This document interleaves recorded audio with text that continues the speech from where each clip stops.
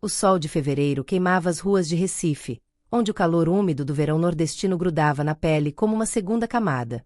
O ar cheirava a cachaça, acarajé frito na hora e café passado que escapava das janelas abertas das casas de Boa Viagem.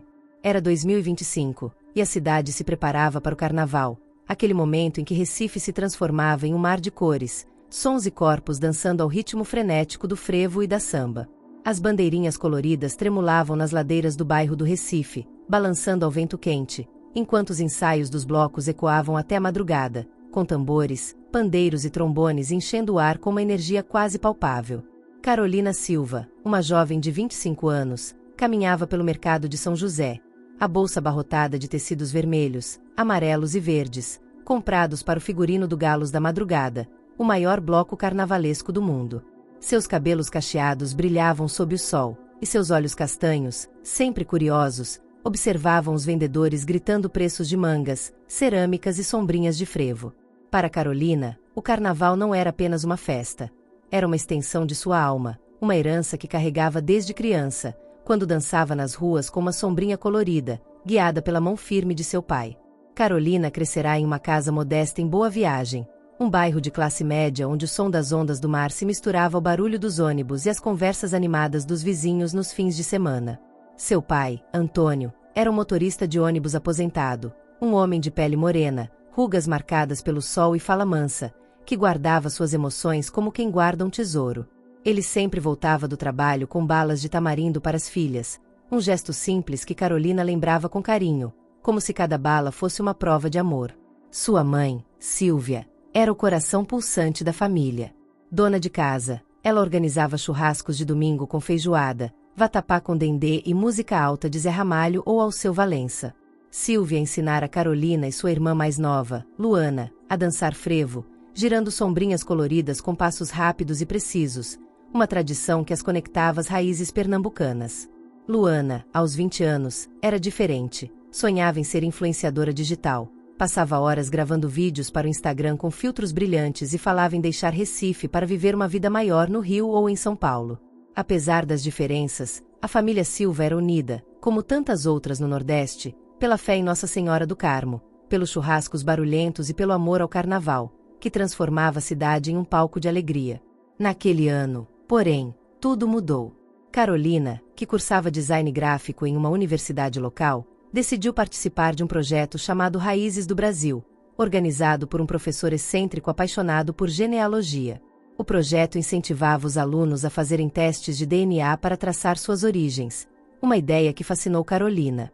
Ela sempre se perguntara sobre suas raízes, imaginando se descendia de indígenas tupi, de africanos trazidos durante a escravidão ou de portugueses que colonizaram Pernambuco. Vai ser incrível descobrir de onde viemos, disse ela a Luana, enquanto selava o envelope com sua amostra de saliva, sentada à mesa da cozinha, com o cheiro de café fresco no ar. Luana revirou os olhos, rindo. Você e suas coisas de nerd. Eu prefiro gastar meu dinheiro com maquiagem e roupas novas. 2 semanas depois, o resultado chegou. Carolina estava em seu quarto, o ventilador zumbindo inutilmente contra o calor, enquanto o som distante de um ensaio de maracatu entrava pela janela aberta.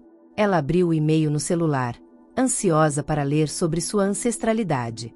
O relatório confirmava uma mistura de origens africanas, indígenas e europeias, o que não a surpreendeu. Era a história de tantas famílias nordestinas. Mas, ao rolar a tela, uma seção intitulada Parentesco Próximo fez seu coração parar. As palavras eram frias e objetivas. Nenhum parentesco biológico detectado com Antônio Silva. Carolina releu a frase várias vezes, o celular tremendo em suas mãos.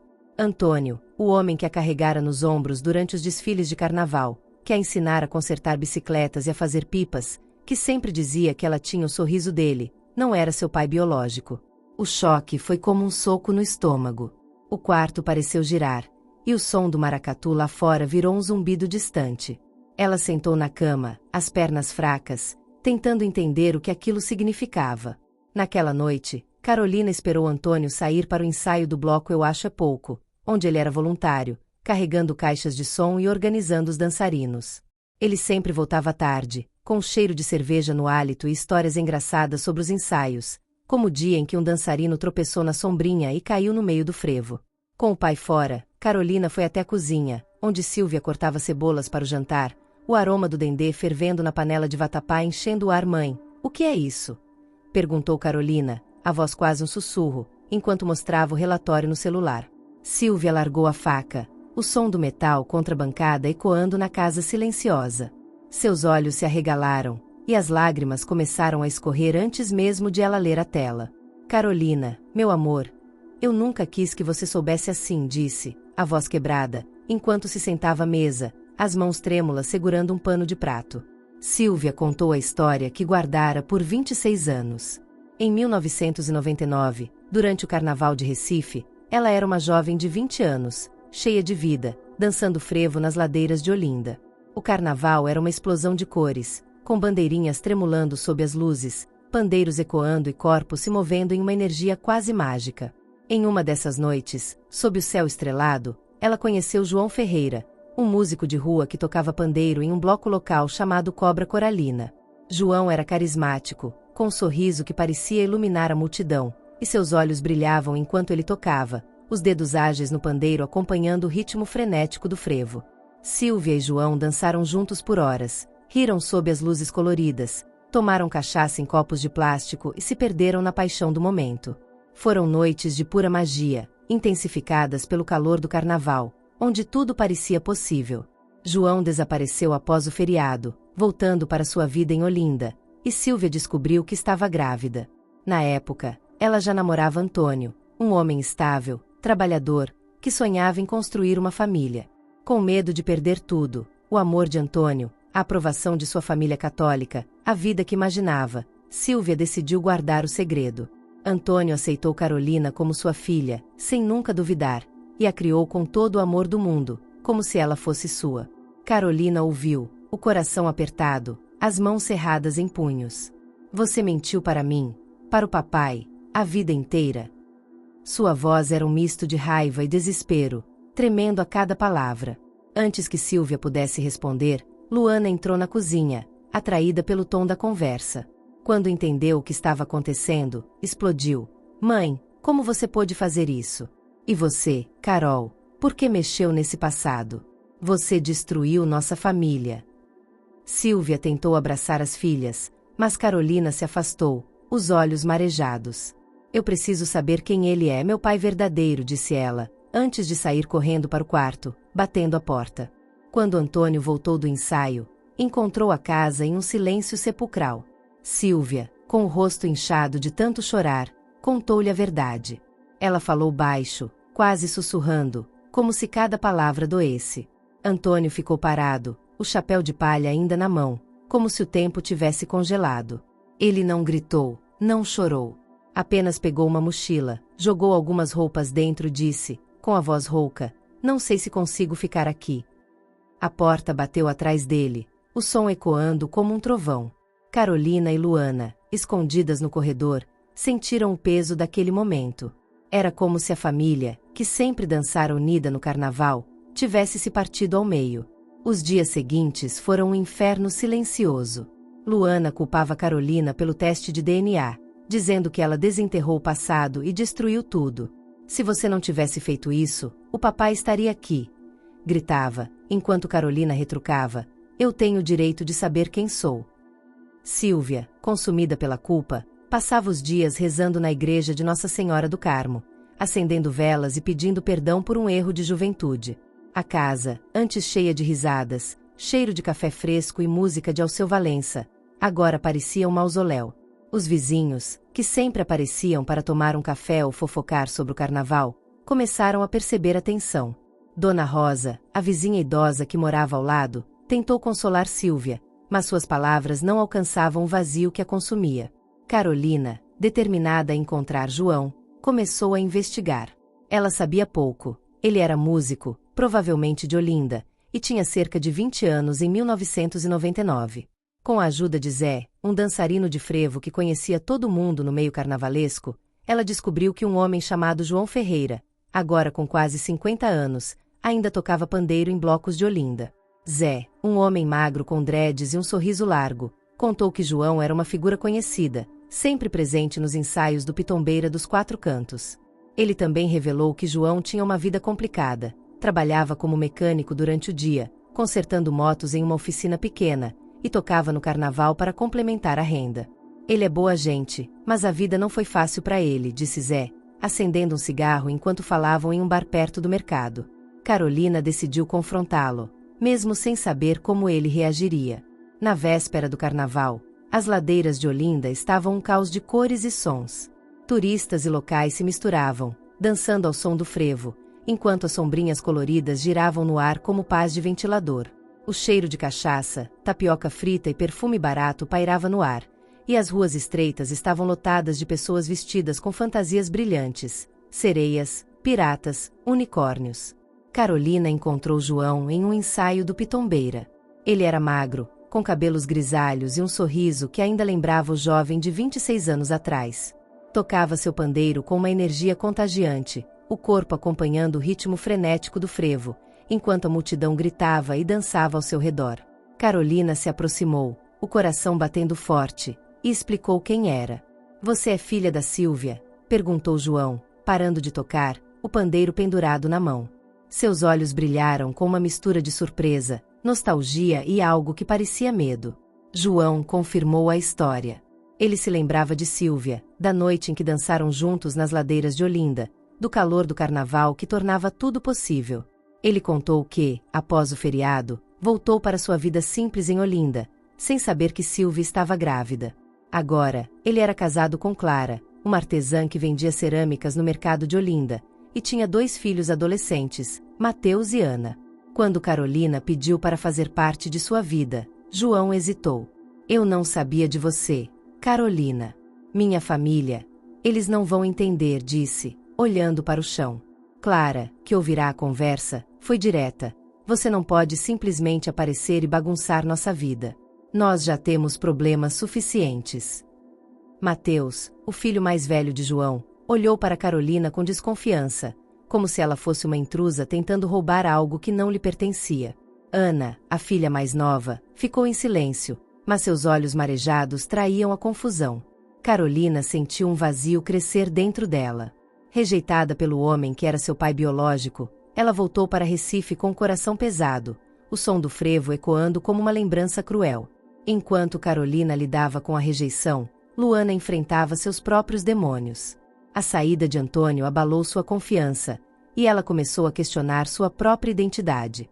Se a Carol não é filha do papai, quem sou eu? Perguntou ela a Sílvia, em uma noite de lágrimas, enquanto as duas sentavam na varanda, o som do mar ao fundo. Sílvia, exausta, garantiu que Luana era filha de Antônio, mas a semente da dúvida já estava plantada. Luana, que sempre buscará validação nas redes sociais, começou a postar vídeos mais sombrios, falando sobre famílias quebradas e segredos que destroem. Seus seguidores, acostumados com seu conteúdo leve de maquiagem e dicas de moda, começaram a se afastar, e Luana se sentiu ainda mais perdida. Ela brigou com sua melhor amiga, Marina, uma blogueira local que tentou aconselhá-la a deixar o drama de lado. Você não entende. Minha família está desmoronando, gritou Luana, encerrando a amizade em um impulso. Antônio, enquanto isso, buscava refúgio na casa de seu irmão, Marcos, em Jaboatão dos Guararapes. Marcos, um pescador de fala direta com mãos calejadas pelo mar, tentou convencer Antônio a voltar para casa. Você criou a Carolina. Ela é sua filha, não importa o que um teste diga, disse ele, enquanto os dois tomavam café preto em uma manhã abafada. Mas Antônio, ferido pela traição de Sílvia, não conseguia perdoar. Ele passava as noites bebendo cachaça em um bar local, ouvindo músicas de Luiz Gonzaga e tentando esquecer a dor. Em uma dessas noites, ele conheceu Dona Lúcia, uma vendedora de acarajé que frequentava o bar. Ela ouviu sua história e, com a sabedoria de quem já viu muito da vida, disse: o amor não vem de um teste, Antônio. Vem do que você viveu com ela. As palavras ficaram na cabeça dele, mas a mágoa ainda era mais forte.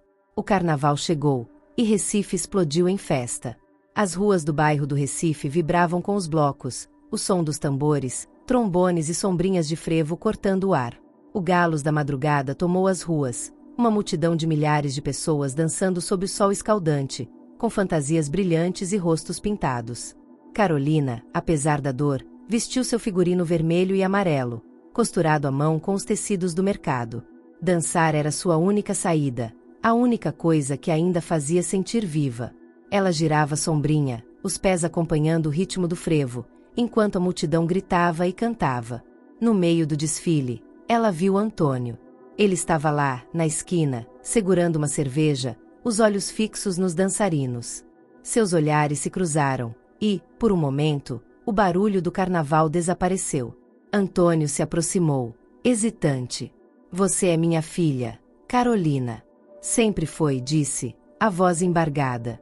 Carolina deixou as lágrimas caírem, abraçando com força, o calor do abraço mais forte que o calor do sol.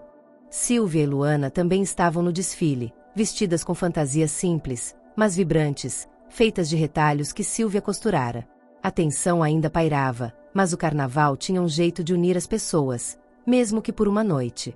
A família dançou junta, movida pelo ritmo do frevo, pelo calor da multidão e pela esperança de que o tempo pudesse curar as feridas. João, em Olinda, também dançava com seu bloco, mas Carolina sabia que ele pertencia a outra vida, uma que não a incluía. O carnaval, com seu caos e sua alegria, tornou-se a metáfora perfeita para a vida do Silva, cheia de rupturas, mas também de momentos de união. Nos meses seguintes, a família tentou reconstruir o que foi quebrado. Antônio voltou para casa, mas o relacionamento com Silvia nunca voltou a ser o mesmo. Eles dormiam em quartos separados, mas continuavam a compartilhar o café da manhã, um pequeno ritual que mantinha a família unida. Luana começou a aceitar Carolina novamente, percebendo que a culpa não era dela. Ela também fez as pazes com Marina, que a ajudou a reconstruir sua presença nas redes sociais, agora com vídeos sobre superação e resiliência. Carolina encontrou paz no frevo, decidindo abrir uma escola de dança em Boa Viagem para ensinar crianças carentes. Ela batizou a escola de Sombrinha de Esperança, um nome que refletia sua jornada. O Carnaval de 2025 não apagou as cicatrizes, mas mostrou que, em Recife, a música e a dança tinham o poder de curar, mesmo que lentamente.